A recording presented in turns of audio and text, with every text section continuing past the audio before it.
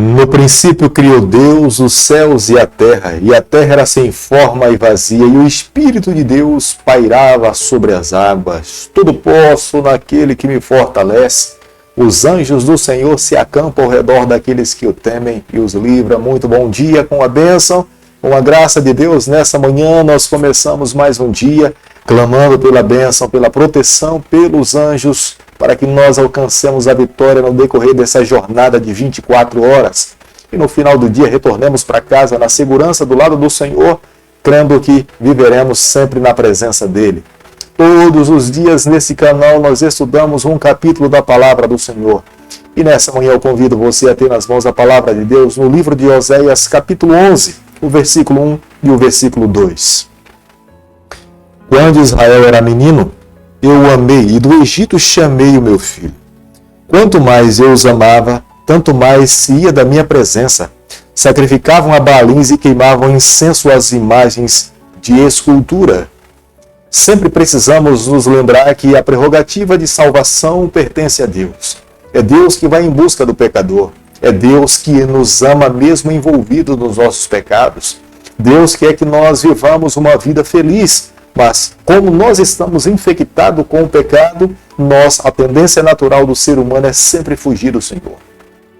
Não podemos nos desculpar pelo pecado, porque Jesus Cristo veio em carne e osso aqui a essa terra, colocou os seus pés nesse mundo, nasceu de forma vulnerável, mas Jesus venceu em todas as áreas da sua vida, nos provando e provando para todo o universo que é possível sim, eu e você também vencermos. Porque na cruz do Calvário, Jesus já pagou todos os preços dos nossos pecados.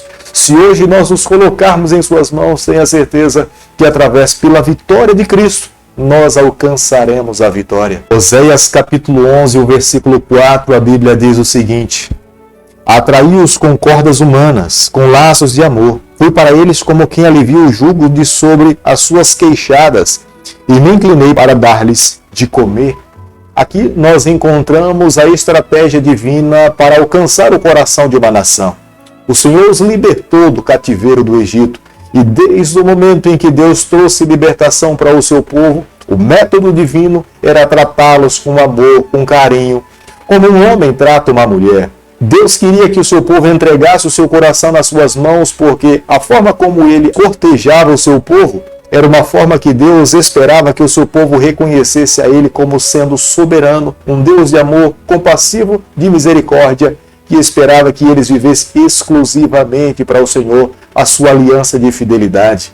Aqui nós podemos ver um método divino de alcançar o coração de uma nação diante do contraste de alguém que está domando um animal para levá-lo a viver uma vida de obediência. Os métodos divinos são de amor. Os métodos para domar um animal são completamente diferentes. Em algum momento alguém terá que feri-lo.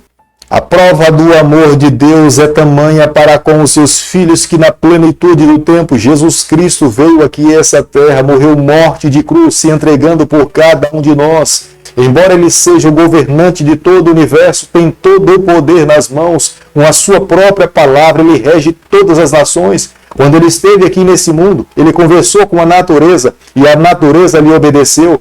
Ele poderia ter resolvido o problema do pecado apenas com as suas palavras, mas ele escolheu colocar o seu pé nesse mundo, morrer morte de cruz, viver a experiência humana para declarar para todos os seus filhos que nós somos o alvo do amor de Deus. Hoje nós precisamos de Jesus Cristo, hoje nós carecemos do Senhor, mas Israel não conseguiu enxergar a beleza do amor de Deus. Como nós podemos observar no versículo 5 do capítulo que nós estamos estudando, quando Israel se sentiu pressionado pelos assírios, eles formaram uma aliança com o Egito, mas nenhuma ajuda viria do Egito. Deus esperava que o seu povo confiasse nele, cresce no seu poder, entregasse o seu coração nas mãos do Senhor, jamais fizesse aliança crendo que outra nação seria muito mais poderosa do que essa aliança com Deus. Mas os israelitas resolveram confiar na força humana em vez de confiar no poder divino.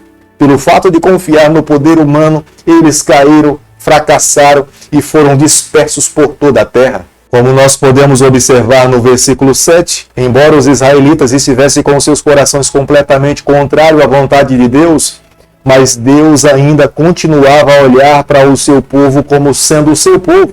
É a minha nação, os meus filhos. Eu amo esse povo. No versículo 8 do capítulo que nós temos estudado nessa manhã, aqui está a declaração de Deus para a tribo de Efraim.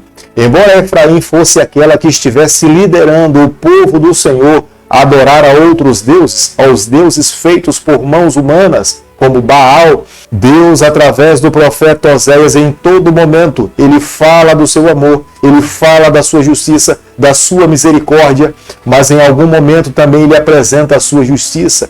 Ele fala que irá castigar Efraim em decorrência dos seus pecados, dos seus erros, mas ao mesmo tempo ele começa a revelar o seu amor, a sua misericórdia, a sua graça.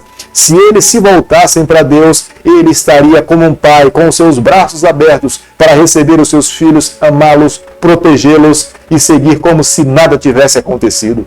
As cidades de Zeboim e Admá, elas estavam entre aquelas cidades que foram destruídas por Deus, lá em Sodoma e Gomorra. Embora os israelitas fossem tão culpados nos seus pecados como Sodoma e Gomorra, Deus não tinha planos de destruí-los por completo. Porque quando Deus destruiu Sodoma e Gomorra, ele poderia ter destruído também a sua nação, mas Deus se voltava para o seu povo e falava para eles: se houvesse verdadeiro arrependimento, se houvesse verdadeira mudança, se houvesse uma entrega sem reserva dos seus corações, Deus se manteria no meio do seu povo, Deus os abençoaria, renovaria a aliança e Deus continuaria ao lado dos seus filhos. O motivo pelo qual Deus não iria destruir Efraim e as outras tribos que estavam adorando a outros deuses é porque ele é um Deus santo, ele é um Deus justo, é o Deus criador dos céus e da terra. Quando ele firma aliança com alguém, ele busca cumprir até as últimas consequências. Pelo fato de Deus ser um Deus santo, um Deus justo, era a razão pela qual ele mantinha a sua misericórdia, a sua graça e a sua justiça. Mas não era por essa razão que ele não iria permitir que os seus filhos passassem para colher as consequências dos frutos que eles tinham plantados em adorar ao Deus Baal. Ele iria permitir que eles sofressem. Ele iria permitir que eles passassem pelo cativeiro, mas esse sofrimento não duraria para sempre. No tempo determinado, Deus encontraria forma segura para que o seu povo retornasse para a Terra Santa, para a terra de Canaã, e seria o próprio Deus que estaria ao lado dos seus filhos, amparando, protegendo, e seria Ele mesmo que seria o Deus do seu povo. O mesmo Deus que apresenta a misericórdia para o seu povo, e isso fica claro e estampado em toda a Bíblia, é o mesmo Deus que pede para que o seu povo fuja da sua ira. Porque quando ele derrama a sua ira sobre essa terra, ele não tem misericórdia. Ela cai para destruir todas as consequências de todos os males. Para aqueles que lhe amam, para aqueles que estão ao seu lado, eles possam ser livres de todo sofrimento. É a razão pela qual hoje nós vivemos o tempo da graça. Mas essa graça um dia chegará ao ponto final, nós não teremos acesso a ela, e aqueles que estiverem sobre essa terra receberão as consequências da justiça de Deus e serão destruídos se não estiverem ao lado do Senhor. O amor de Deus para com os seus filhos é completamente diferente do nosso amor. Deus ama de forma incondicional, independente dos erros dos seus filhos, Deus continua amando. Mas esse mesmo amor educa, esse mesmo amor corrige, esse mesmo amor permite que eles escolham as consequências dos erros que os seus filhos possam ter cometido. Mas é esse mesmo amor, mesmo depois do sofrimento, ele continua nos amando como se nada tivesse acontecido. Se houver uma verdadeira mudança, esse mesmo amor nos salvará e nos protegerá por toda a eternidade. Um casal que está vivendo um momento apaixonado, ele pode fazer muitas declarações um para com o outro e depois de um tempo, essas palavras apaixonadas ficarem apenas no tempo. Mas é completamente diferente das declarações do amor de Deus. O amor de Deus jamais se acaba, o amor de Deus jamais desiste, o amor de Deus vai até as últimas consequências. O amor de Deus é capaz de amar alguém que não seja digno do seu amor. O amor de Deus é capaz de amar alguém que esteja envolvido nos seus pecados. Deus é gracioso, Deus é cheio de misericórdia, mas Ele dá tempo suficiente para que os seus filhos se arrependam dos seus pecados, vivam uma vida diferente, se coloquem nas suas mãos, sejam transformados, para que mais uma vez Ele tenha nos seus braços um ser humano santo, puro e perfeito, E é Ele mesmo responsável para fazer todo esse processo de santificação na vida de um ser humano. O que cabe a cada um de nós é recebê-lo, amá-lo, aceitá-lo, e todo o processo de mudança, de transformação e santificação é Ele que efetua na nossa vida.